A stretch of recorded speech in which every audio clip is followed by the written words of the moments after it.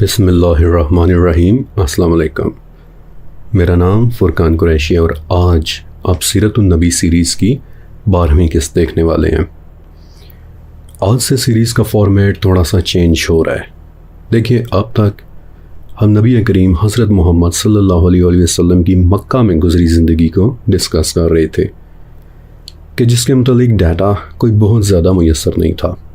چند ایک گنے چنے واقعات تھے کہ جو آپ کے ساتھ شیئر کرنا آسان بھی تھا، لیکن اس کے علاوہ انتہائی ضروری بھی، تاکہ آپ کو پتہ چل سکے کہ بعثت کے بعد نبی علیہ السلام کو سب سے زیادہ کن چیلنجز کا سامنا کرنا پڑا تھا۔ لیکن آج والی قسط اور اس کے آگے پھر مدینہ کی طرف ہجرت اور اس کے بعد مدنی زندگی نے ڈسکس ہونا ہے کہ جس کے متعلق بہت زیادہ ڈیٹا موجود ہے۔ ہجرت کے بعد تو صحابہ اکرام آپ کو پتہ ہی ہے کہ وہ ایک ایک چیز ریکارڈ کر رہے تھے۔ ہر واقعے کے متعلق تفصیل موجود ہے اور بعض اوقات تو ایک ہی واقعے کے متعلق کئی روایات موجود ہیں کہ جس کی وجہ سے اوبویسلی پھر بعض اوقات اختلاف بھی پیدا ہو جاتا ہے۔ اتنا زیادہ ڈیٹا ان لوگوں کے لیے ایک بہت اچھی بات ہے کہ جو چیزوں کو بہت گہرائی میں اسٹڈی کرنا چاہتے ہیں، کیونکہ اس طرح انہیں پڑھنے کے لیے کافی سارا مٹیریل مل جاتا ہے۔ لیکن دوسری طرف اتنا زیادہ ڈیٹا موجود ہونے کی وجہ سے ہمارے لیے پھر دو چیلنجز بھی کھڑے ہو جاتے ہیں۔ ان میں سے پہلا چیلنج سیریز کی طوالت سے ریلیٹڈ ہے، اور وہ یہ کہ اگر ہم ایک ایک واقعے کو ڈسکس کریں تو بہت ممکن ہے کہ یہ سیریز پھر اگلے 2 سال تک مکمل نہیں ہو سکے گی۔ اس کی میں آپ کو ایک مثال بھی دے دیتا ہوں۔ عموماً سمجھا جاتا ہے کہ ہجرت کے بعد مسلمانوں کی پہلی لڑائی غزوہ بدر ہوئی تھی، لیکن ایسا نہیں ہے۔ بدر سے پہلے کم سے کم 9 چھوٹی لڑائیاں ہوئی تھیں۔ بدر تو پھر بعد میں ایک بڑی لڑائی ہوئی تھی۔ اب آپ اندازہ لگائیں کہ اگر ہم ان تمام واقعات، ان تمام کانفلکٹس کو کور کریں تو سیریز کہاں سے کہاں چلی جائے گی۔ دوسرا چیلنج دراصل آپ سے ریلیٹڈ ہے، اور وہ یہ کہ مدنی زندگی کے زیادہ تر واقعات سے آپ سب واقف ہوں گے۔ مثال کے طور پر ہجرت کا واقعہ لے لیں۔ غار ثور پہ مکڑی کے جالے اور کبوتری کے انڈوں والی ڈیٹیلز، یا مدینہ پہنچنے کے بعد آپ علیہ السلام کی اونٹنی کا حضرت ایوب انصاری رضی اللہ تعالیٰ عنہ کے گھر کے باہر بیٹھ جانا وغیرہ، یہ تمام وہ واقعات ہیں کہ جنہیں آپ سب نے اپنے اپنے بچپن سے سن رکھا ہوگا۔ لہٰذا بجائے کئی بار سنی ہوئی باتوں کو ایک بار پھر سے رپیٹ کرنے کے، میں نے سیریز کا فارمیٹ ہی تھوڑا سا چینج کر دیا۔ اب میں آپ کو ان واقعات کے وہ پہلو بتاؤں گا کہ جو شاید بہت کم لوگوں نے سنے ہوئے ہوں گے۔ مثلاً غزوہ بدر جب ہو رہا تھا تو اس وقت قریب کے پہاڑ پر 2 بھائی کھڑے یہ لڑائی دیکھ رہے تھے، تو انہوں نے کیا حیرت انگیز چیز ہوتے ہوئے دیکھی تھی۔ یہ ایک ایسا واقعہ ہے کہ جو بہت کم لوگوں نے سنا ہوا ہوگا۔ تو اس طرح سیریز بہت زیادہ طویل بھی نہیں ہوگی، اور آپ کو وہ انفارمیشن بھی مل جائے گی کہ جو عموماً کم ہی سننے کو ملتی ہے۔ تو چلیں آئیں پھر شروع کرتے ہیں ہم سیرت النبی حضرت محمد صلی اللہ علیہ وسلم کی 12ویں قسط۔ مکہ اور پھر اسپیشلی طائف سے اتنا ناروا سلوک دیکھنے کے بعد تبلیغ کی خاطر نبی علیہ السلام پھر مکہ سے نکل کر دور ان راستوں کی طرف چلے جاتے کہ جہاں سے عرب کے دوسرے قافلے گزرا کرتے تھے۔ آپ علیہ السلام ان کے ساتھ ملاقات کرتے، ان پر اپنی دعوت پیش کرتے، اور ان قافلوں میں پھر جو شریف النفس اور سوچ سمجھ رکھنے والے سمجھدار لوگ ہوتے وہ آپ علیہ السلام کو سنتے، آپ کی باتوں پر غور و فکر کرتے، اور پھر واپس جا کر اپنے اپنے علاقوں میں اسلام کو ڈسکس کرتے۔ تو اسی دوران نبی علیہ السلام کو پتہ چلا کہ یثرب یعنی مدینہ کا پرانا نام، نبی علیہ السلام کو پتہ چلا کہ یثرب سے اثر و رسوخ، انفلوئنس رکھنے والے کچھ لوگ حقبہ نام کی ایک جگہ پر اکٹھے ہو رہے ہیں۔ تو آپ علیہ السلام ان سے ملنے حقبہ گئے اور ان پر دین اسلام کی دعوت پیش کی۔ اب ان لوگوں کے ساتھ ایک بات بڑی خاص تھی کہ جو عرب کے باقی قبائل میں نہیں تھی، اور وہ یہ کہ یثرب یا مدینہ میں یہودی قبائل بھی رہتے تھے۔ اس لیے مدینہ سے آئے لوگ یہودیوں کی کتابوں اور ان کی پیشن گوئیوں سے بھی اچھی طرح واقف تھے، اور وہ لوگ یہ بات جانتے تھے کہ یہودی کہتے ہیں کہ عنقریب ایک نبی آنے والا ہے، اور یہ بات وہ بہت اچھے سے جانتے تھے، کیونکہ یہودی اکثر انہیں یہ طعنہ بھی دیا کرتے تھے کہ جب وہ نبی آ جائے گا تو اس کے ساتھ مل کر ہم تم لوگوں کو عاد اور سمود کی طرح قتل کریں گے۔ تو مدینہ سے آئے ان لوگوں نے نبی علیہ السلام کے مبارک منہ سے قرآن سنا، سارا دن اس بارے میں سوچتے رہے، اور پھر رات کے وقت آپس میں ایک دوسرے کے ساتھ گفتگو کی کہ یہ تو وہی نبی معلوم ہوتے ہیں کہ جن کا حوالہ دے کر یہودی ہمیں ڈرایا کرتے تھے۔ تو اچھی طرح سے دیکھ لو، اچھی طرح سے سوچ لو، کہیں ایسا نہ ہو کہ یہودیوں کو بھی ان کا علم ہو جائے اور وہ پہلے آ کر ان کے ساتھ اتحاد کر لیں اور ہمارے ساتھ قتل و غارت شروع کر دیں۔ اور اس طرح مدینہ سے آئے لوگوں نے پہلی مرتبہ نبی علیہ السلام کی دعوت پر ایمان لانا شروع کر دیا، اور عقبہ کے مقام پر ہوئی یہ بیعت تاریخ میں وہ پوائنٹ تھا کہ جس کے بعد عرب کے حالات بدلنا شروع ہو گئے۔ اس کے کچھ دن بعد مدینہ سے چند اور لوگ بھی آئے، انہوں نے بھی رسول اللہ صلی اللہ علیہ وسلم سے ملاقات کی، آپ کے ہاتھ پر بیعت کی کہ جسے بیعت عقبہ ثانیہ کہتے ہیں۔ آپ علیہ السلام پر ایمان لائے، واپس مدینہ جا کر اور لوگوں کو بھی اسلام اور قرآن کے متعلق بتایا، اور یوں رسول اللہ کے مدینہ جانے سے پہلے ہی مدینہ میں اسلام کی روشنی پھیلنا شروع ہو گئی تھی۔ اس دوران مدینہ سے ایک بڑے ہی نفیس شخص سوید ابن صامت رسول پاک صلی اللہ علیہ وسلم سے ملنے کے لیے عقبہ آئے، اور پرسنلی مجھے ان کا یہ واقعہ بڑا ہی پسند ہے۔ اگر رسول اللہ کو کہتے ہیں کہ ابو القاسم، کیا آپ مجھے ایسی کوئی بات بتا سکتے ہیں کہ جو میں نے پہلے کبھی نہ سنی ہو؟ نبی علیہ السلام نے ان سے پوچھا کہ آپ نے پہلے کیا سن رکھا ہے سوید؟ تو بولے کہ ایک مرتبہ میں نے لقمان نامی ایک عقل مند شخص کی باتیں سنی تھی، یعنی حکیم لقمان کی حکایات، اور پھر سوید نے ان میں سے کچھ باتیں نبی علیہ السلام کے سامنے بتائیں بھی۔ تو رسول پاک نے فرمایا کہ یقیناً یہ بہت اچھی باتیں ہیں، لیکن اب آپ اللہ کا کلام سنیں۔ اور پھر سوید کے سامنے نبی علیہ السلام نے قرآن پاک کی تلاوت کی۔ سوید خاموشی کے ساتھ اسے سنتے رہے، اور پھر کہتے کہ ابو القاسم، یہ تو بڑا ہی زبردست کلام ہے۔ کہتے ہیں کہ دوبارہ مدینہ واپسی تک سوید پورا راستہ کچھ نہیں بولے تھے، بس خاموش رہ کر قرآن کی آیات پر غور کرتے چلتے گئے، اور مدینہ جا کر کہتے کہ میں ابو القاسم کے دین پر ایمان لاتا ہوں۔ اور کچھ روایت سے پتہ چلتا ہے کہ کچھ لوگوں نے اس بات پر غصے میں آ کر سوید کا قتل بھی کر دیا تھا۔ اس کے علاوہ مدینہ میں کچھ دلچسپ واقعات بھی پیش آئے کہ جو قابل ذکر واقعات ہیں۔ مثلا مدینہ میں ایک شخص تھے عمرو ابن جموح، ان تک بھی رسول اللہ کا پیغام پہنچا، اور دھیرے دھیرے انہیں اسلام پسند بھی آنے لگا، لیکن اندر ہی اندر ڈرتے تھے کہ گھر میں رکھا منات کا بت کہیں ناراضی نہ ہو جائے۔ تو ان کے ایک بیٹے تھے کہ جو عمرو کو سمجھاتے تھے کہ والد محترم، یہ بت محض پتھر ہیں، لیکن عمرو اس بت کو نکالنے سے سٹل ڈر رہے تھے۔ تو ایک رات ان کے بیٹے معاذ نے کیا کیا کہ انہوں نے منات کو اٹھایا اور باہر ایک گڑھا کھود کر اس کے اندر پھینک آئے۔ اگلی صبح جب عمرو اٹھے اور بت کو اپنی جگہ نہیں دیکھا تو بڑے پریشان ہوئے، یہ وہاں ڈھونڈا، دیکھنے کے لیے گھر سے باہر چلے گئے، منات کو گڑھے کے اندر گرا ہوا دیکھا، اسے اٹھایا، دھو کر واپس اپنی جگہ رکھا، اور اس مرتبہ اس کے گلے میں ایک تلوار لٹکا دی تاکہ اگر پھر سے کوئی دوبارہ ایسی حرکت کرنے کے لیے آئے تو منات اسے بدلہ لے لے۔ لیکن اگلی صبح پھر منات صاحب گڑھے میں گرے ہوئے تھے، اور نہ صرف یہ بلکہ اس مرتبہ تو اس کے گلے میں ایک مردہ جانور بھی لپٹا ہوا تھا۔ تو اس دن فائنلی عمرو کو احساس ہوا کہ یہ تو واقعی محض پتھر ہیں، اور اس کے بعد بالآخر وہ بھی پھر مسلمان ہو گئے تھے۔ اور یوں مدینہ میں بڑھتے ہوئے مسلمانوں کی تعداد نے رسول اللہ کو مدینہ تشریف لانے کی دعوت دے دی۔ اس دوران مکہ میں نبی علیہ السلام نے ایک رات ایک خواب دیکھا کہ مسلمان ایک ایسی جگہ کی طرف چلے جا رہے ہیں کہ جہاں بہت خوبصورت کھجوروں کے باغات ہیں۔ آپ علیہ السلام بیدار ہوئے اور آپ کو لگا کہ یہ تو شاید یمامہ یا ہجر کی وادی ہے، کیونکہ وہ وادیاں بھی دیکھنے میں کچھ ایسی لگتی تھیں۔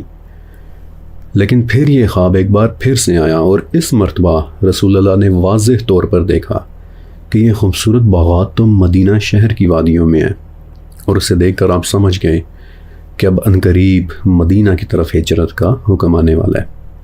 اور بالآخر ہجرت کا واضح حکم آ ہی کیا۔ سورہ اسراء کی اس آیت کے ساتھ کہ اے میرے رب مجھے جہاں داخل کر سچائی سے داخل کر اور مجھے جہاں سے نکال سچائی کے ساتھ نکال۔ تو اس کے بعد نبی علیہ السلام نے مسلمانوں کو ایک ایک کر کے مکہ سے باقاعدہ مدینہ شفٹ ہونے کا حکم دے دیا۔ لیکن یہ مت سوچئے گا کہ یہ کوئی بہت آسان ٹاسک تھا کہ وہ لوگ بس مکہ سے گھوڑوں پر بیٹھے اور مدینہ چلے گئے، نہیں، بلکہ اس دوران کئی افسوسناک واقعات بھی پیش آئے۔ مثلا مکہ کے ایک صحابی تھے حضرت صہیب رضی اللہ تعالیٰ عنہ۔ وہ مکہ کے ایک امیر آدمی تھے، لیکن راستے میں قریش نے انہیں روک لیا، کہتے کہ صہیب صرف تبھی تمہیں جانے کی اجازت دیں گے جب اپنی ساری دولت مکہ میں چھوڑ کر جاؤ گے۔ ایک طرف اسلام تھا اور دوسری طرف ساری زندگی کی کمائی ہوئی دولت، لیکن صہیب کا جواب واضح تھا، کہتے کہ دولت رکھ لو لیکن اسلام کو میں نہیں چھوڑ سکتا۔ بلکہ قریش کی زیادتی پر نبی علیہ السلام بڑے دکھی بھی ہوئے تھے اور فرمایا تھا کہ دیکھو یہ لوگ صہیب کو کیسے لوٹ رہے ہیں۔ بہرحال ایک ایک کر کے تقریباً تمام مسلمان مدینہ ہجرت کر گئے، اور ایک ٹائم ایسا آیا کہ مکہ میں رسول اللہ صلی اللہ علیہ وآلہ وسلم، ابو بکر صدیق رضی اللہ تعالیٰ عنہ اور علی ابن ابی طالب رضی اللہ تعالیٰ عنہ کے علاوہ اور کوئی مسلمان نہیں بچا تھا۔ لیکن اس میس مائیگریشن سے قریش کے ذہن میں ایک وسوسہ پیدا ہو گیا۔ انہیں لگنے لگا کہ ان لوگوں نے شاید مدینہ والوں کے ساتھ کوئی ڈیل کر لی ہے، اور اب ہمارے ساتھ ایک بڑی لڑائی کی خاطر یہ لوگ مدینہ میں اکٹھا ہو رہے ہیں۔ لہٰذا انہوں نے آپس میں ایک میٹنگ رکھنے کی سوچی، یوں کہہ لے کہ مکہ کی سیکیورٹی کونسل کا اجلاس، اور طے یہ ہوا کہ فلاں دن تمام بڑے سردار دار الندوہ میں ملیں گے اور دیکھیں گے کہ اب آگے کیا کرنا ہے۔ لیکن جس دن یہ لوگ دار الندوہ میں اکٹھے ہوئے، اس دن عمارت کے دروازے پر کسی نے ایک معمر بوڑھے شخص کو کھڑے ہوئے دیکھا۔ یہ ایک ایسا آدمی تھا کہ جسے اس دن سے پہلے مکہ میں کبھی کسی نے نہیں دیکھا تھا۔ لوگوں نے اس سے پوچھا کہ آپ کون ہیں اور یہاں کیا کر رہے ہیں؟ تو اس نے بڑے سلیقے اور رعب کے ساتھ بتایا کہ میں نجد سے آیا ہوا ایک مسافر ہوں۔ پتہ چلا کہ آپ لوگ یہاں کسی اہم معاملے کے لیے اکٹھے ہو رہے ہیں، تو سوچا کہ شاید آپ کو ایک بہتر مشورہ دے دوں۔ خیر یہ میٹنگ شروع ہوئی۔ انہوں نے آپس میں پوچھا کہ مسلمانوں کے 3 لوگ مکہ میں رہ گئے ہیں، ان کے ساتھ کیا کرنا ہے؟ تو کسی نے کہا کہ زنجیروں سے باندھ دیتے ہیں۔ اسے کسی اور نے جواب دیا کہ باقی کتنوں کو تم نے زنجیروں کے ذریعے روک لیا ہے کہ جو انہیں بھی روک لو گے؟ کسی نے کچھ رائے دی، کسی نے کچھ رائے، اور جب سبھی خاموش ہو گئے تو اس وقت یہ نجدی بوڑھا کہ جو بذات خود ابلیس تھا، وہ بولا کہ معاذ اللہ محمد کو قتل کر دو، نقل کفر کفر نباشد۔ سب لوگ حیرت سے اس کا منہ دیکھنے لگ گئے۔ تو وہ بولا کہ قتل کر دو، مگر قریش کے ہر قبیلے میں سے ایک آدمی لو کہ جو اس قتل میں شامل ہو، کیونکہ اس طرح قتل کا الزام کسی ایک کے سر پر نہیں آئے گا، اور بنو ہاشم میں اتنی طاقت نہیں ہے کہ تم سب سے بدلہ لے سکیں۔ کہتے ہیں کہ ابو جہل نے اس وقت بڑی خوشی سے ایک نعرہ مارا تھا، جبکہ باقی لوگ بوڑھے کی اس چالاکی پر حیران رہ گئے۔ لیکن اس پورے واقعے کی خبر وحی کے ذریعے نیچرلی نبی علیہ السلام کو مل چکی تھی، اور آپ نے کیا کیا؟ آپ نے اپنی چادر، ایک بہت خوبصورت اور بابرکت حضرمی چادر، علی ابن ابی طالب رضی اللہ تعالیٰ عنہ کو دی، اور کہا کہ علی اسے اوڑھتے ہوئے بے خوف ہو کر میری جگہ سو جاؤ، کیونکہ قریش تمہارا کچھ نہیں بگاڑ سکیں گے۔ اور خود آپ علیہ السلام دروازے سے باہر نکلے۔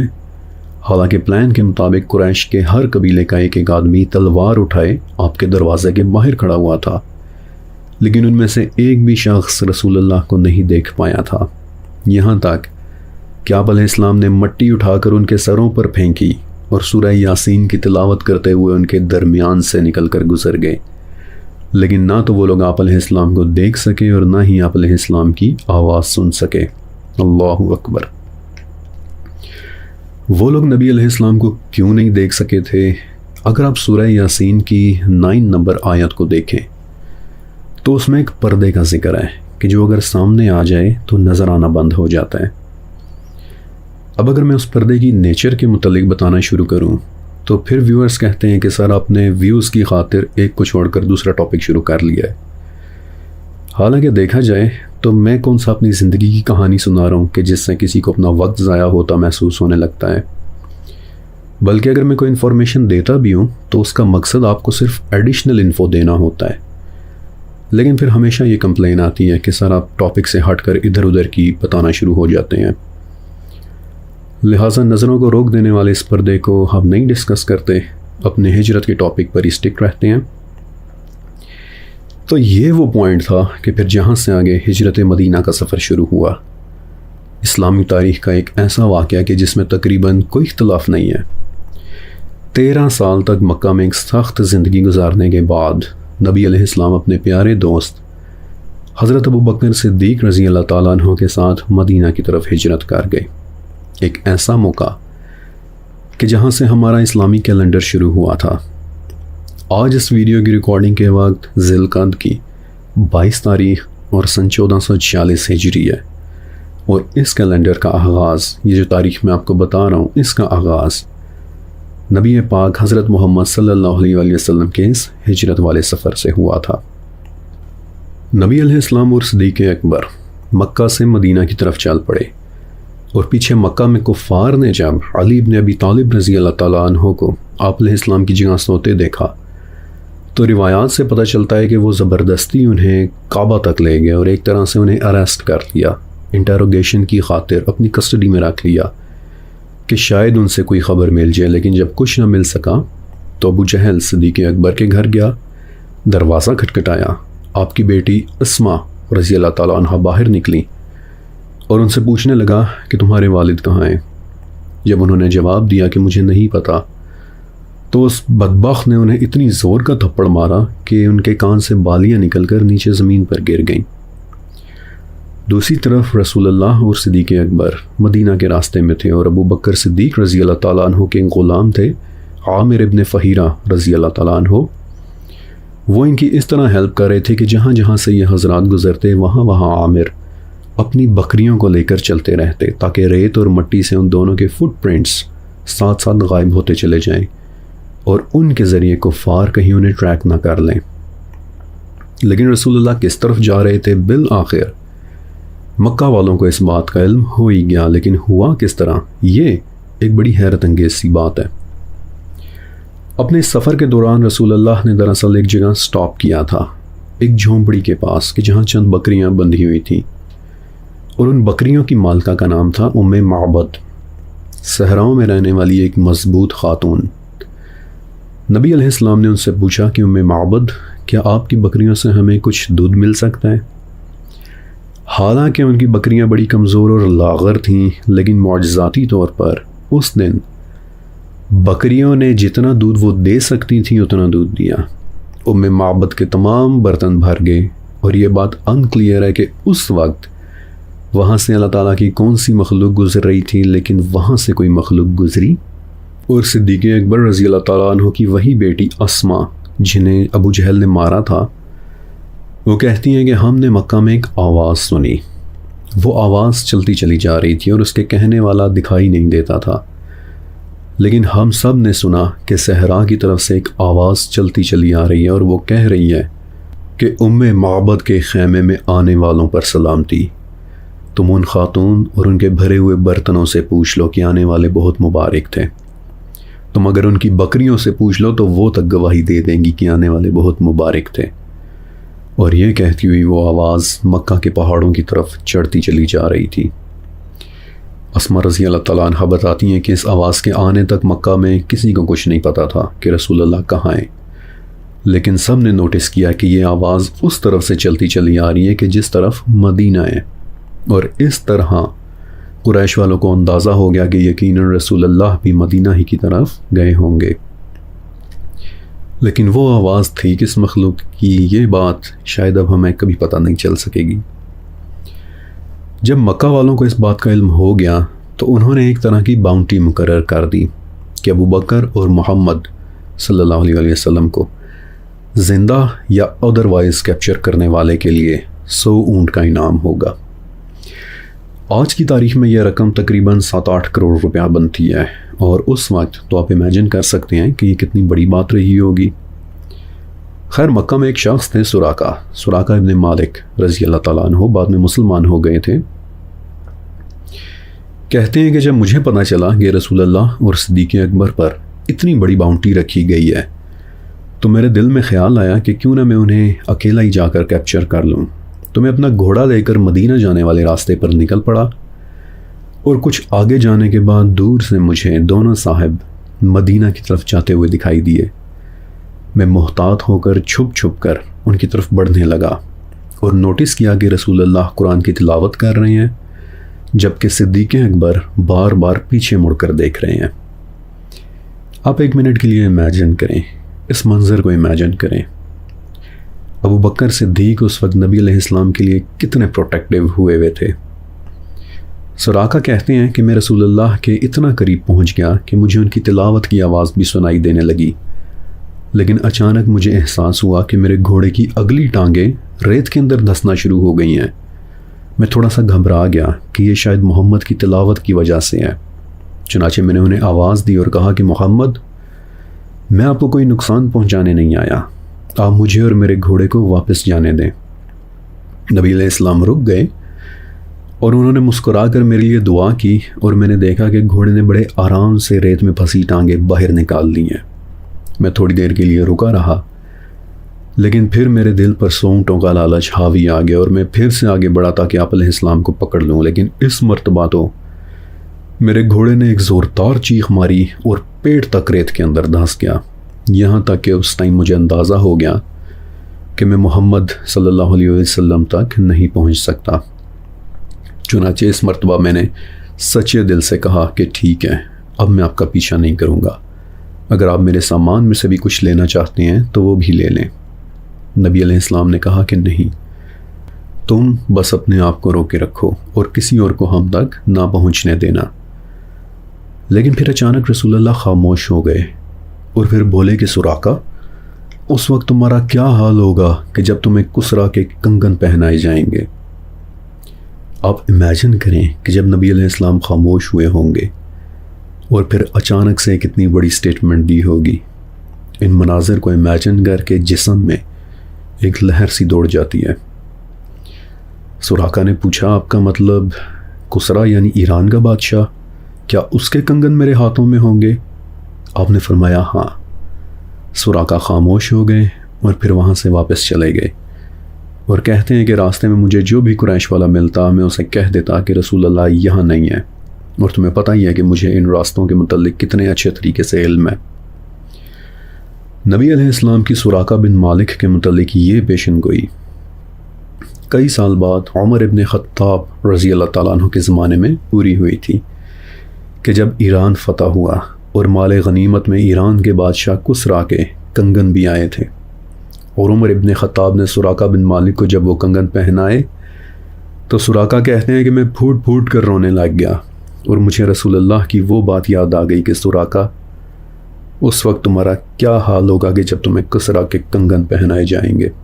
اللہ اکبر، جسم میں ایک لہر دوڑ جاتی ہے اس طرح پیارے نبی کی پیاری سچی باتیں دیکھ کر۔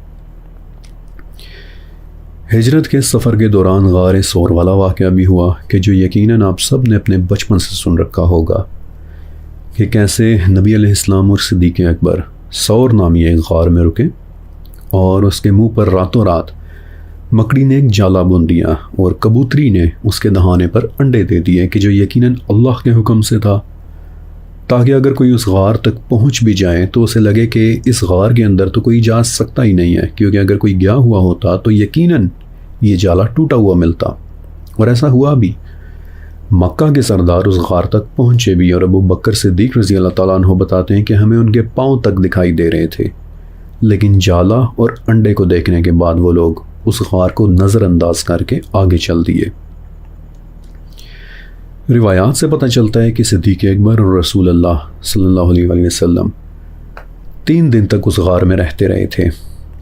اگر پیدل چلیں تو غار ثور مکہ سے تقریباً 1 گھنٹے کے فاصلے پر ہے، اور 3 دن تک یہاں رکنا ایک اسٹریٹجک فیصلہ تھا تاکہ مکہ والوں کے اوپر نظر رکھی جا سکے۔ ان 3 دنوں کے دوران صدیق اکبر کی بیٹی اسما آپ دونوں حضرات کو کھانا لا کر دیا کرتی تھیں، اور رات کے وقت ابو بکر صدیق رضی اللہ تعالیٰ عنہ کے ایک غلام آپ حضرات کو دودھ وغیرہ پہنچا دیا کرتے تھے، اور ساتھ ہی مکہ میں ہونے والی نئی ڈیولپمنٹس کے متعلق انفارمیشن بھی کہ اس وقت وہاں کیا چل رہا ہے۔ اور چوتھے دن نبی علیہ السلام اور ابو بکر صدیق رضی اللہ تعالیٰ عنہ ایک مرتبہ پھر سے مدینہ کے اپنے سفر پر چل دیے۔ 8 دن تک وہ ستمبر کے گرم اور ہیومیڈیٹی والے موسم میں عرب کے اس عظیم صحرا میں چلتے رہے، اور پھر بالآخر مدینہ کے قریب ایک چھوٹے سے گاؤں قباء میں پہنچ کر ایک نئے دور کی بنیاد رکھ دی۔ ایک ایسا دور کہ جس کی وجہ سے آج ہم یہاں اس خوبصورت اور علمی محفل میں بیٹھے ہوئے ہیں۔ قباء کا گاؤں بھی مدینہ سے پیدل چلنے پر 35 سے 40 منٹس کا راستہ ہے۔ نبی علیہ السلام وہاں پہنچے، اور دوسری طرف مدینہ سے بھی کچھ لوگ آپ علیہ السلام کو ملنے، آپ کو ویلکم کرنے کے لیے قباء آ گئے۔ 5 دن تک آپ علیہ السلام وہیں ٹھہرے رہے، اور پھر جمعے کے دن، اس خوبصورت جمعے کے دن، اللہ کے پیارے نبی حضرت محمد صلی اللہ علیہ وسلم مدینہ چلے گئے۔ کسی نے مدینہ والوں کو بتایا تھا کہ نبی علیہ السلام نے سفید رنگ کے کپڑے پہنے ہوئے ہیں۔ تو بعد میں صحابی بننے والے ایک شخص تھے، عروہ ابن زبیر رضی اللہ تعالیٰ عنہ۔ وہ ہر روز صبح کے وقت قباء سے آنے والے راستے پر جا کر بیٹھ جاتے اور دیکھتے رہتے کہ کہیں سفید لباس میں ملبوس کوئی شخص تو آتا دکھائی نہیں دے رہا۔ اور بالآخر جمعے کے دن خوشی سے ان سب کی آنکھیں نم ہو گئیں کہ جب انہوں نے دیکھا کہ دور سے رسول پاک اور ابو بکر صدیق آہستہ آہستہ مدینہ کی طرف چلتے چلے آ رہے ہیں۔ بائی دا وے، مدینہ میں ایک ایشو یہ بھی تھا کہ بہت سے لوگوں نے ابھی بھی رسول اللہ کو دیکھا ہوا نہیں تھا کہ آپ علیہ السلام دیکھنے میں کیسے ہیں۔ لہٰذا جب انہوں نے صدیق اکبر اور آپ علیہ السلام کو ساتھ ساتھ دیکھا تو جن لوگوں کو نہیں پتا تھا وہ آپس میں گفتگو کرنے لگ گئے کہ ان میں سے محمد کون سے ہیں۔ تو اس دوران نبی علیہ السلام ایک درخت کے نیچے بیٹھے، اور صدیق اکبر نے اپنی چادر سے آپ کے اوپر سایہ کر دیا، اور تب پھر سب کو پتہ چل گیا کہ اتنے پیارے اور مبارک چہرے والے یہی ہیں اللہ کے رسول۔ اور مدینہ کی بچیوں اور عورتوں نے اپنی چھتوں پر کھڑے ہو کر خوشی سے تاریخ کی سب سے پرانی نعت پڑھی تھی، طلع البدر علینا، طلع البدر علینا۔ مدینہ شفٹ ہونے کے بعد نبی علیہ السلام نے جو کام سب سے پہلے کیے ان میں سے ایک تھا ایک باقاعدہ مسجد کی تعمیر۔ لہٰذا تاریخ میں اسلام کی سب سے پہلی مسجد وہاں بنائی گئی کہ جہاں نبی علیہ السلام نے پہلا سٹے کیا تھا، قباء کی بستی میں۔ یہ مسجد جسے مسجد قباء کہتے ہیں آج بھی موجود ہے۔ ظاہر ہے کہ اب تو مسجد اٹسیلف کافی جدید ہو چکی ہے، لیکن مسجد آج بھی موجود ہے۔ اور پھر دوسری مسجد مدینہ کے بالکل سینٹر میں بنائی گئی کہ جسے میں اور آپ آج مسجد نبوی کے نام سے جانتے ہیں، میرے پیارے نبی کی پیاری مسجد۔ نبی علیہ السلام کی مدینہ میں آمد کے بعد بہت سارے ایسے واقعات پیش آئے کہ جو یقیناً آپ سب نے سن رکھے ہوں گے کہ کیسے نبی علیہ السلام حضرت ایوب انصاری کے گھر رکے، اور وہ تمام ڈیٹیلز کہ جن کی اگر ہم تفصیل میں جائیں تو ایک ایک واقعہ پوری قسط لے سکتا ہے۔ البتہ مسجد نبوی کی پیاری تعمیر کے متعلق میں آپ کو ایک بات ضرور بتانا چاہتا ہوں کہ اس کی اوریجنل تعمیر ایسے ہوئی تھی کہ کچی اینٹوں کی دیواریں تھیں کہ جن پر مٹی اور گارے کا لیپ ہوا تھا۔ اس کے تنے کھجور کے درخت سے بنے تھے، اور اس کی چھت پر پہلے تو انہوں نے صرف کھجور کے خشک پتے ڈال دیے، لیکن پھر انہیں لگا کہ بارش سے یہ چھت لیک ہوگی، اس لیے بعد میں چھت پر بھی ایک طرح کا کچا لینٹر یعنی مٹی اور گہرے سے بنی ایک تہ ڈال دی گئی کہ جس سے پھر بارش کا پانی نیچے نہیں گر سکتا تھا۔ ہاں، مسجد میں محراب اس وقت نہیں تھی۔ محراب کا ڈیزائن مساجد کے آرکیٹیکچر میں بہت بعد میں ایڈ کیا گیا تھا، اور اس کی کچھ وجوہات تھیں، وہ پھر کبھی۔ لیکن سچ کہوں تو اگر میں اس عمارت یعنی اوریجنل مسجد نبوی کی کچی عمارت کے اندر بیٹھنا امیجن کروں تو بھلے ہی وہ کوئی بہت مہنگی اور پرشکوا عمارت نہیں تھی، لیکن اس کے اندر بیٹھنے کو امیجن کرنے سے جتنا سکون محسوس ہوتا ہے اتنا سکون تو شاید سونے سے بنے کسی محل میں بیٹھنے سے بھی محسوس ہوتا نہیں ہوگا۔ اور اسپیشلی جب رات کے وقت صحابہ نے وہاں قندیلیں یعنی چراغ لٹکائے تو اس پر نبی علیہ السلام بہت خوش ہوئے تھے۔ بلکہ ایک صحابی تھے حضرت تمیم الداری رضی اللہ تعالیٰ عنہ. آپ نے ان کا نام یقیناً سنا ہوگا کیونکہ بعد میں دجال کے ساتھ ملاقات انہی تمیم الداری کی ہوئی تھی.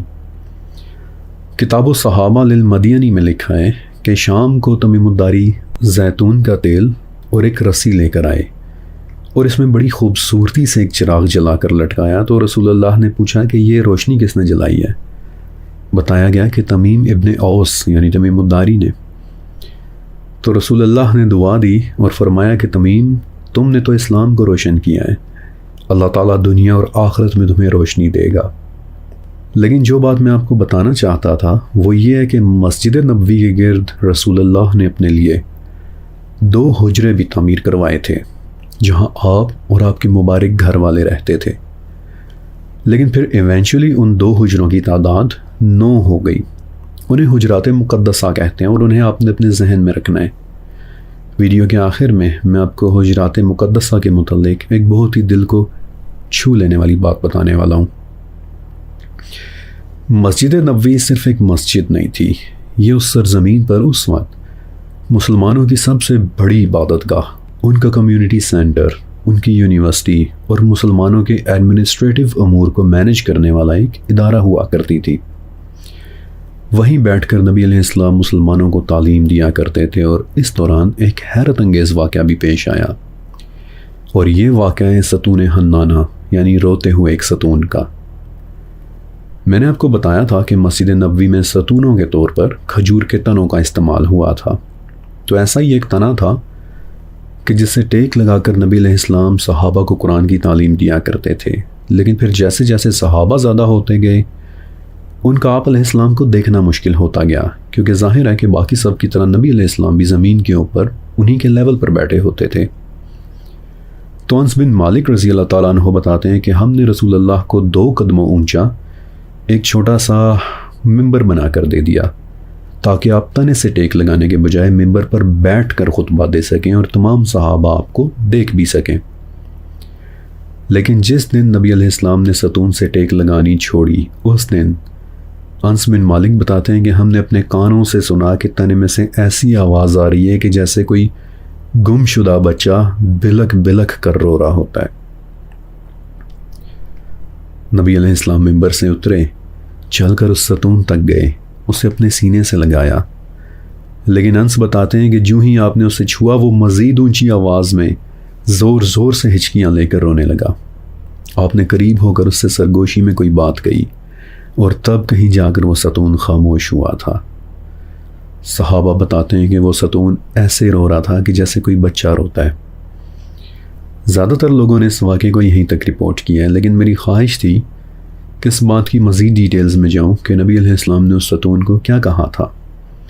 اور بالآخر وہ انفارمیشن مجھے وفاء الوفا کے اندر مل ہی گئی کہ اللہ کے پیارے نبی نے اس کے پاس ہو کر فرمایا تھا کہ چپ ہو جا، کیا تو اس بات پر راضی ہوگا کہ میں تجھے جنت میں لگوا دوں کہ جہاں سے جنتی تیرا پھل توڑ توڑ کر کھائیں گے. اور آپ علیہ السلام کی یہ بات سن کر پھر وہ تنا خاموش ہوا تھا، ورنہ صحابی بتاتے ہیں کہ ہمیں تو لگا کہ قیامت تک وہ تنا ایسے ہی روتا رہے گا. اس واقعے کے بعد اللہ کے نبی اکثر خطبے سے پہلے اور بعد میں بھی پیار سے اس ستون پر ہاتھ پھرا کرتے تھے اور صحابہ اس ستون کو ستون حنانہ کہہ کر ریفر کرتے تھے، یعنی روتا ہوا ستون. رسول اللہ کی وفات کے بعد اس تنے کو بھی ایک صحابی ابی ابن کعب رضی اللہ تعالیٰ عنہ اپنے ساتھ لے گئے تھے، یہاں تک کہ پھر ایک وقت آیا کہ یہ تنا مکمل طور پر خشک ہو گیا اور دیمک نے اسے کھا لیا. یعنی ایک طرح سے اس تنے کی بھی وفات ہو گئی، اور آج وہ تنا ایک خوبصورت درخت بن کر اللہ کی جنتوں میں شاید کہیں موجود ہوگا، جنتیوں کو اپنے میٹھے پھل کھلاتا ہوا، رونے کے بجائے خوش ہوتا ہوا. ہجرت کے پہلے سال اذان طے ہوئی تھی. اس کا پورا واقعہ کافی طویل ہے اور مجھے اندازہ ہے کہ شاید آپ نے سنا بھی ہوگا، بٹ اینی ہاؤ مختصر ورژن یہ ہے کہ نماز پڑھنے کے لیے مسلمان مسجد میں اکٹھے تو ہوتے تھے، لیکن انہیں بلانے کا باقاعدہ کوئی طریقہ کار نہیں تھا. تو ایک رات ایک صحابی زید ابن ثعلبہ رضی اللہ تعالیٰ عنہ کو اللہ تعالیٰ نے خواب میں اذان کے الفاظ سکھا دیے. زید نے وہ خواب آ کر نبی علیہ السلام کو سنایا تو اس وقت عمر ابن خطاب رضی اللہ تعالیٰ عنہ بھی وہیں بیٹھے ہوئے تھے، تو وہ فوراً بول اٹھے کہ یا رسول اللہ، بالکل یہی خواب آج سے کچھ دن پہلے میں نے بھی دیکھا تھا، لیکن میں خاموش رہا تھا کہ کہیں یہ محض میرا ایک خواب ہی نہ ہو۔ اور یوں ایگزیکٹلی یہی اذان کہ جو آج میں اور آپ مسجدوں میں گونجتی سنتے ہیں، انہی الفاظ کے ساتھ یہ اذان تاریخ میں پہلی مرتبہ بلال حبشی رضی اللہ تعالیٰ عنہ نے مسجد نبوی میں ادا کی تھی۔ اسی سال رمضان کے روزے فرض ہوئے، لیکن اسی سال ایک واقعہ اور بھی ہے کہ جو سننے میں بڑا حیرت انگیز سا ہے۔ ہوا یوں کہ رسول اللہ صلی اللہ علیہ وآلہ وسلم کو پتہ چلا کہ مکہ سے آنے والے کچھ صحابہ بیمار ہو گئے ہیں، تو آپ علیہ السلام نے ایک دعا کی کہ اے اللہ، ہمارے مدینہ کو صحت مند بنا دے اور اس کی بیماریوں کو جحفہ منتقل کر دے۔ اور عبداللہ ابن عمر رضی اللہ تعالیٰ عنہ بتاتے ہیں کہ اسی شام میں نے دیکھا کہ ایک عجیب و غریب خوفناک بکھرے بالوں والی ایک عریاں برہنہ کالی عورت ہے کہ جو جھومتی ہوئی مدینہ سے نکل کر جحفہ کے پہاڑوں کی طرف جا رہی ہے۔ یہاں تک کہ ابن عمر کے علاوہ مدینہ سے باہر بھی کچھ لوگوں نے اس مخلوق کو راستے میں چل کر پہاڑوں کی طرف جاتے ہوئے دیکھا تھا، اور جب انہوں نے نبی علیہ السلام کو اس عجیب منظر کی اطلاع کی تو آپ نے بتایا کہ وہ بیماری تھی کہ جو مدینہ سے نکل کر پہاڑوں کی طرف چلی گئی ہے۔ اللہ کے نبی اکثر مدینہ کے لیے دعا کیا کرتے تھے اور فرمایا کرتے تھے کہ اے اللہ، ابراہیم نے مکہ کے لیے دعا کی تھی، میں تجھ سے مدینہ کے لیے دعا کرتا ہوں۔ جب بھی مدینہ میں نئے سیزن کا پھل پیدا ہوتا تو صحابہ اسے لے کر نبی علیہ السلام کے پاس آتے تھے، آپ اس پھل کے لیے بھی دعا کرتے اور پھر سب سے چھوٹے بچے کو بلا کر اسے وہ پھل کھانے کے لیے دے دیا کرتے تھے۔ مدینہ ایک بہت اہم شہر ہے، اس نے قیامت سے پہلے ایک بہت بڑا رول پلے کرنا ہے۔ ظاہر ہے کہ قیامت کی نشانیاں آج کی اس نشست کا ٹاپک نہیں ہے، لیکن اگر کبھی میں نے اینڈ آف ٹائمز یا قیامت کی نشانیوں پر کوئی سیریز بنائی تو آپ دیکھیں گے کہ مدینہ آگے چل کر کتنا اہم ہو جائے گا۔ بلکہ وہ بڑی مشہور ایک حدیث ہے بھی کہ دجال ہر شہر کو روند ڈالے گا سوائے مکہ اور مدینہ کے، لیکن مدینہ 3 مرتبہ لرزے گا اور اس میں موجود ہر کافر اور منافق نکل کر دجال کی طرف اس کے پاس چلا جائے گا۔ اس بات کا کیا مطلب ہوا؟ یہ کبھی اینڈ آف ٹائم سیریز بنی تو انشاءاللہ اس میں ڈسکس کریں گے۔ لیکن ان تمام واقعات کے دوران ایک بڑی ہی عجیب بات ہو گئی۔ ہوا یوں کہ مکہ میں رسول اللہ کی پیٹرنل فیملی کے کچھ لوگ تو ابھی بھی رہ ہی رہے تھے، مثلا آپ علیہ السلام کی پھوپھیاں، آپ علیہ السلام کے کچھ چچا۔ تو ایک رات آپ علیہ السلام کی پھوپھی عاتقہ نے ایک خواب دیکھا۔ عاتقہ بعد میں مسلمان ہوئی تھی یا نہیں یہ بات انکلیئر ہے۔ بہرحال عاتقہ بنت عبد المطلب نے ایک خواب دیکھا کہ ایک آدمی ہے کہ جو مکہ کی طرف چلتا چلا آ رہا ہے اور اس نے ہاتھ میں ایک بڑا سا پتھر اٹھایا ہوا ہے۔ وہ آدمی مکہ کے قریب ایک پہاڑ کے اوپر کھڑا ہو گیا اور زور سے وہ پتھر نیچے مکہ کی طرف پھینکا، یہاں تک کہ راستے میں ہی وہ پتھر ٹکڑے ٹکڑے ہو گیا اور مکہ میں کوئی گھر ایسا نہیں بچا کہ جہاں اس پتھر کا کوئی ٹکڑا نہ گرا ہو۔ عاتقہ نے یہ خواب اپنے گھر والوں کے ساتھ شیئر کیا، یہاں تک کہ ہوتے ہوتے ان کا یہ خواب پورے مکہ میں پھیل گیا اور شہر میں دہشت کا ایک ماحول پیدا ہو گیا۔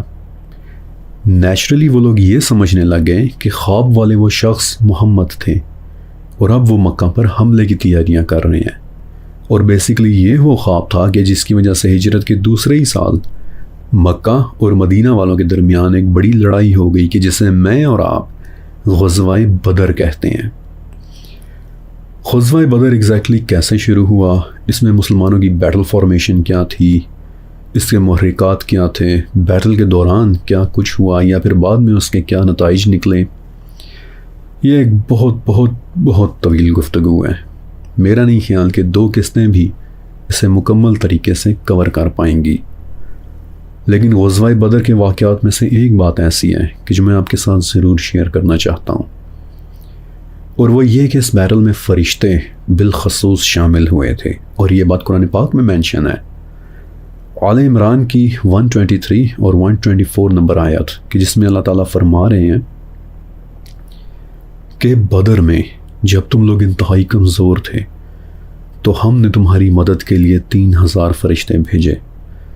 اور پھر اللہ تعالیٰ یہ بھی فرما رہے ہیں کہ ان فرشتوں کا بھیجنا صرف تمہاری تسلی کے لیے تھا، ورنہ مدد تو صرف اللہ کی ہوتی ہے۔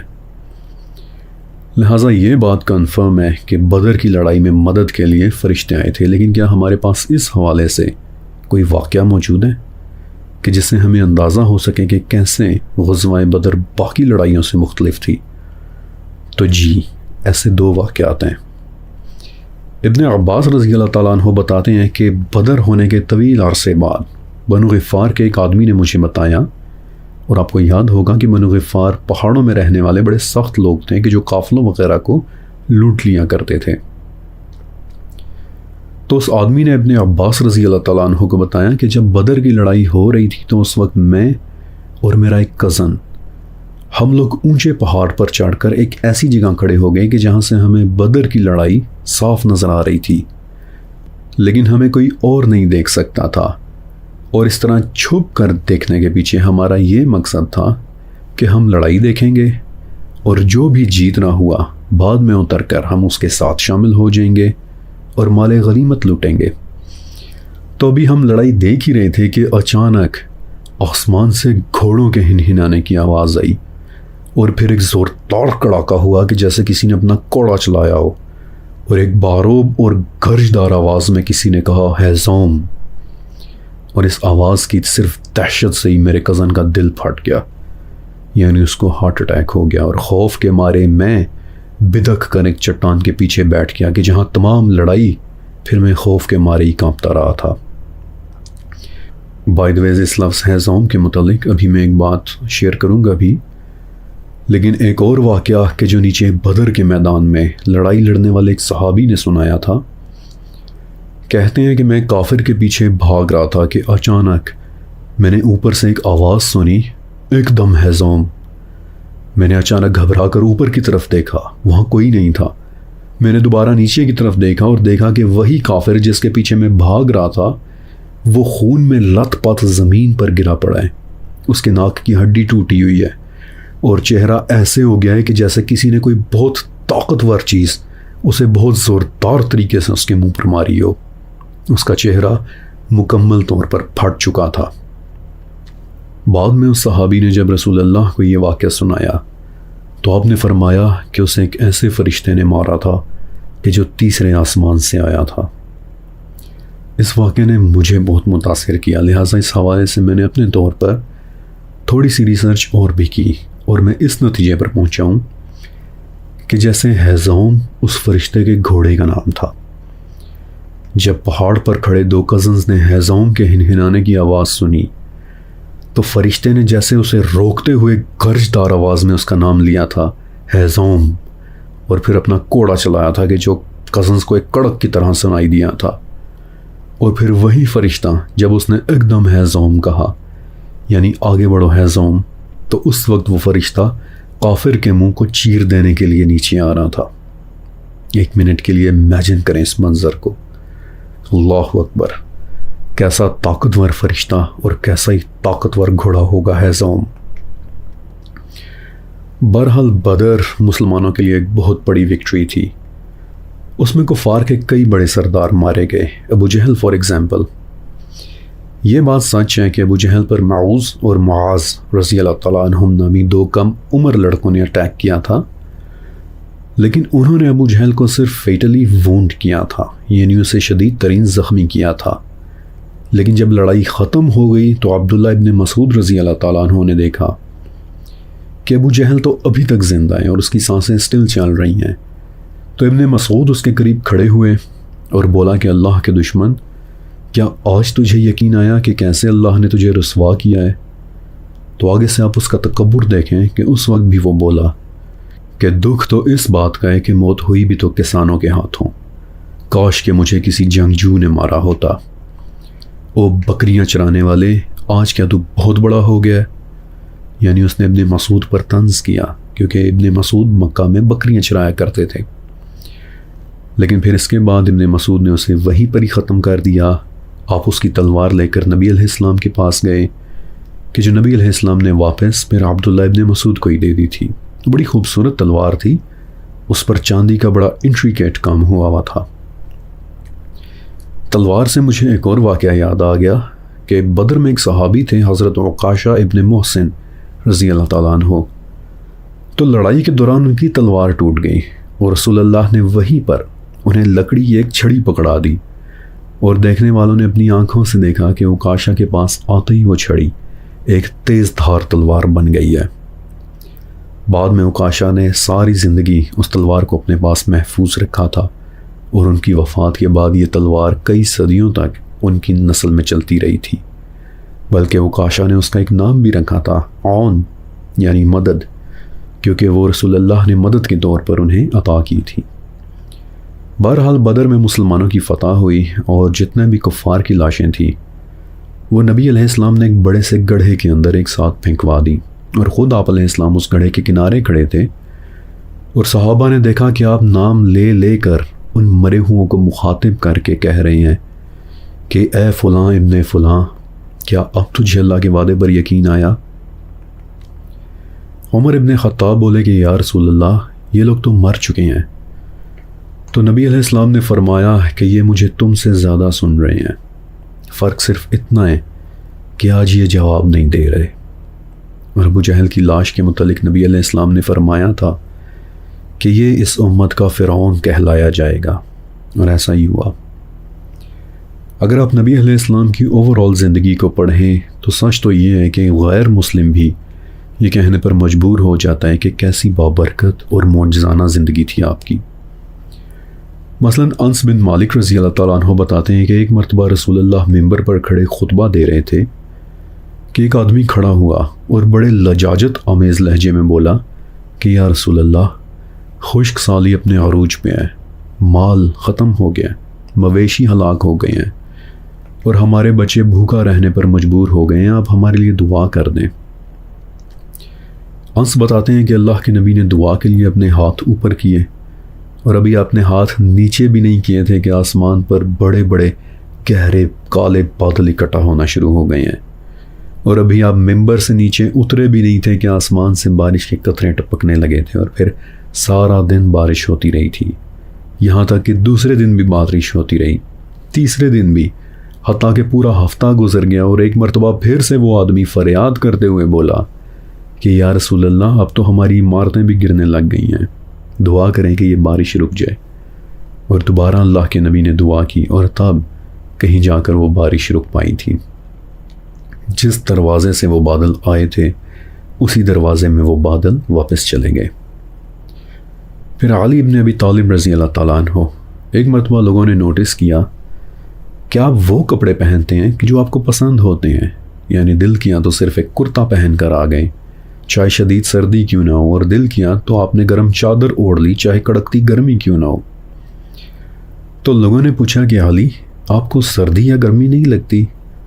تو ابن ابی طالب بتاتے ہیں کہ ایک مرتبہ میری آنکھیں خراب ہو گئی تھیں، تو رسول اللہ نے ان پر اپنا لعاب دہن لگاتے ہوئے میرے لیے دعا کی تھی کہ اے اللہ، اس پر سے سردی اور گرمی کا اثر دور کر دے۔ تو اس دن سے لے کر آج تک مجھے ہمیشہ ایک خوشگوار موسم محسوس ہوتا ہے، نہ ہی مجھے شدید سردی لگتی ہے اور نہ ہی تیز گرمی۔ یہ معجزہ بھی نبی علیہ السلام کی دعا کی برکت سے تھا۔ پھر ایک بڑا خوبصورت واقعہ ہے، مدینہ میں ایک خاتون تھیں، ام اسحاق رضی اللہ تعالیٰ عنہ۔ یہ ان خواتین میں سے تھیں کہ جو مکہ سے ہجرت کر کے مدینہ آئی تھیں، لیکن مکہ سے آتے ہوئے ان کے ساتھ ایک بڑا ہی تکلیف دہ واقعہ ہو گیا تھا۔ ام اسحاق کا ایک چھوٹا بھائی تھا کہ جو انہیں بہت ہی پیارا تھا، لیکن جب وہ مکہ سے آ رہی تھیں تو ان کا شوہر کہ جو ایک کافر تھا، اس نے غصے میں آ کر بدلہ لینے کے لیے ام اسحاق کی سب سے پیاری چیز یعنی ان کے چھوٹے بھائی کو قتل کر دیا کہ جاؤ، یہ تمہارے مسلمان ہونے کی سزا ہے۔ تو مدینہ آنے کے بعد لوگ بتاتے ہیں کہ وہ اتنا رویا کرتی تھیں کہ آنسو ان کی آنکھوں میں نظر تو آتے تھے لیکن نیچے ان کے گالوں پر نہیں گرتے تھے، یعنی رو رو کر ام اسحاق کے آنسو بھی خشک ہو گئے تھے۔ تو ایک دن غم میں نڈھال رسول اللہ کے پاس گئیں، آپ علیہ السلام اس وقت وضو کر رہے تھے، تو ام اسحاق درد بھری روتی ہوئی آواز میں بولی کہ رسول اللہ، انہوں نے میرے چھوٹے بھائی کو قتل کر دیا ہے، میری طرف دیکھیں۔ نبی علیہ السلام نے نہیں دیکھا۔ اسحاق کی آنکھوں میں پھر سے آنسو آ گئے۔ بولی کہ رسول اللہ، انہوں نے میرے بھائی کو قتل کر دیا ہے، میری طرف دیکھیں۔ آپ نے پھر نہیں دیکھا، لیکن اس مرتبہ وضو کرتے کرتے آپ نے اپنے ہاتھ سے اسحاق کی طرف پانی کے چھینٹے پھینکے کہ جو ان کے چہرے پر گرے، اور دیکھنے والے بتاتے ہیں کہ اسحاق کے چہرے پر اس طرح کا سکون آ گیا کہ جیسے ایک معصوم سوتے ہوئے بچے کے چہرے پر ہوتا ہے۔ اور اس کے بعد ساری زندگی دوبارہ ہم نے اسحاق کو کبھی افسردہ اور پریشان نہیں دیکھا۔ اللہ اکبر۔ اب میں آپ کو ایک بہت ہی خاص بات بتانا چاہتا ہوں۔ یاد ہے میں نے بتایا تھا کہ مسجد نبوی کی تعمیر کے دوران نبی علیہ السلام نے مسجد کے ساتھ جڑے ہوئے 2 حجرات بھی بنوائے تھے کہ جو بعد میں ایونچولی 9 حجرات ہو گئے تھے۔ انہیں حجرات مقدسہ کہتے ہیں۔ ان حجروں میں نبی علیہ السلام اور ان کی پیاری فیملی رہا کرتی تھی۔ عمران ابن عنس رضی اللہ تعالیٰ عنہ ایک تابعی تھے۔ بتاتے ہیں کہ میں نے حجرات مقدسہ کو اپنی آنکھوں سے دیکھا ہے۔ کچی اینٹوں کی دیواریں، کھجور کے پتوں کی چھتیں اور مٹی سے لیپ ہوئی عمارت کہ جن میں اللہ کے نبی نے اپنی زندگی کے آخری سال گزارے تھے۔ بتاتے ہیں کہ میں ان حجرات میں داخل بھی ہوا، اور حالانکہ میرا قد چھوٹا تھا لیکن پھر بھی ان کی چھتیں اتنی نیچے تھیں کہ میں ہاتھ اونچا کر کے انہیں چھو بھی سکتا تھا۔ پھر ایک وقت آیا کہ نبی علیہ السلام کی وفات ہو گئی۔ ایک ایک کر کے وہ حجرات خالی ہونے لگ گئے۔ ان کے مکین اللہ تعالیٰ کے پاس چلے گئے، لیکن پھر بھی خلفائے راشدین نے انہیں نہیں چھیڑا۔ عمر بن خطاب کے بعد ایک حجرے کی چھت کافی خراب ہو گئی، لیکن پھر بھی کسی کا دل نہیں کیا کہ اپنے پیارے نبی کے گھروں کو ڈسٹرب کر دے۔ لیکن پھر خلیفہ ولید ابن عبد الملک کا زمانہ آ گیا۔ عمران بتاتے ہیں کہ اس دن میں مسجد نبوی میں ہی بیٹھا ہوا تھا، اور صحابہ کی اولاد کہ جو اس وقت جوان ہو چکی تھی وہ بھی میرے ساتھ مسجد کے احاطے میں ہی بیٹھی ہوئی تھی کہ اس دن مدینہ میں ولید کا خط آیا کہ حجرات مقدسہ کو گرا دیا جائے۔ عمران بتاتے ہیں کہ اس دن ہم لوگ جتنا روئے اتنا مدینہ میں کبھی کوئی نہیں رویا تھا۔ لوگوں کے آنسو ان کی داڑھیوں سے گرتے دکھائی دے رہے تھے۔ کوئی مسجد میں بیٹھا رو رہا تھا، کوئی اپنے گھر میں بیٹھا رو رہا تھا۔ وہ لوگ رو رہے تھے کہ آج نبی کے معصوم گھروں کو بھی گرا دیا جائے گا۔ کاش کہ انہیں اسی طرح چھوڑ دیا جاتا، ہم انہیں سنبھال لیتے، کاش انہیں کبھی نہ گرایا جاتا۔ یہ وہ گھر تھے جن میں ہمارے پیارے نبی کی معصوم زندگی گزری تھی، اس نبی کی زندگی جنہوں نے اسحاق کے آنسوؤں کو خوشیوں میں بدل دیا تھا۔ آج اس نبی کے پیارے گھر کو ہی گرا دیا گیا۔ آئی کینٹ ٹیل یو کہ یہ حصہ بیان کرتے ہوئے میرا دل کیا محسوس کر رہا ہے۔ آئی ہیو نو آئیڈیا کہ اس وقت انہوں نے کس طرح نبی علیہ السلام کے گھر کو گرایا ہوگا۔ حجرات مقدسہ اور ستون حنانہ آج بظاہر اس دنیا میں نہیں ہیں، لیکن ان کی یاد ہمیشہ ہمارے دلوں میں زندہ رہے گی، اور وہ خود اس وقت اللہ کی جنتوں میں ہمیشہ ہمیشہ کے لیے زندہ ہوں گے۔ میرے پیاری نبی کے پیارے گھر، اس کے مکینوں پر اور اس کے ستونوں پر بھی لاکھوں کروڑوں درود و سلام۔ اس کے ساتھ آج کی قسط مکمل ہوتی ہے، اور اب آپ 2 کام ضرور کیجئے گا کہ ایک تو اس ویڈیو کو لائک کر دیں، اور دوسرا یہ کہ نیچے کمنٹ سیکشن میں لکھیں میرے پنڈ کمنٹ۔ ٹاپ کمنٹ کو ایک مرتبہ ضرور پڑھ لیجیے گا، کیونکہ اس کمنٹ میں آپ سب کے لیے میری طرف سے ایک بہت ضروری پیغام ہے۔ شکریہ اور اللہ حافظ۔